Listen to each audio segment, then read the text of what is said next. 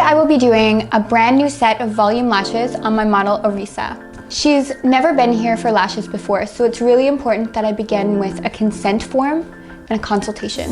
We use a consent form to cover ourselves and our business and make sure that our client knows the risks associated with eyelash extensions.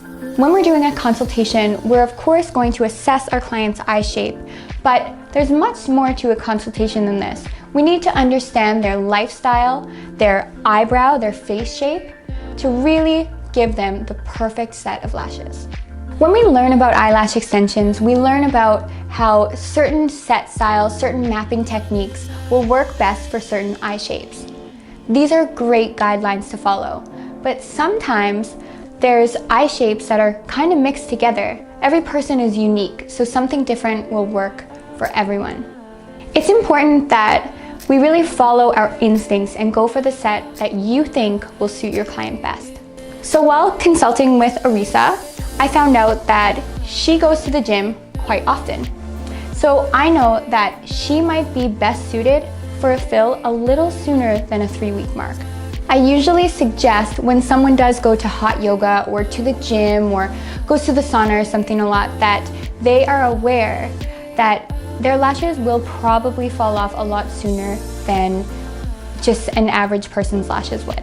Now, when we're working with eye shape, for Arisa, I think the best set that would suit her would be shorter on the inside, going into a cat eye, but instead of finishing with our longest points on the ends, we're going to do our longest points at about where the peak of her eyebrow sits. This way we're complementing not only her eye shape, but her face shape and her eyebrows as well. Arisa likes pretty dramatic lashes, so while assessing her natural lash strength, I know that a suitable dimension for her would be about a 5D fan.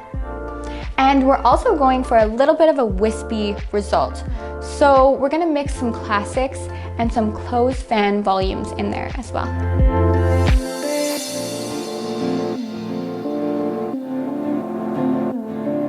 I've gone through and checked to make sure that there's no lashes left hiding under the pad on the inside and the outside corners. And now I'm ready to do my mapping. I've also primed using our Bond Aid primer. And when I did that, I just took 2 little tiny lint-free applicators, micro swabs, and just painted it on like so.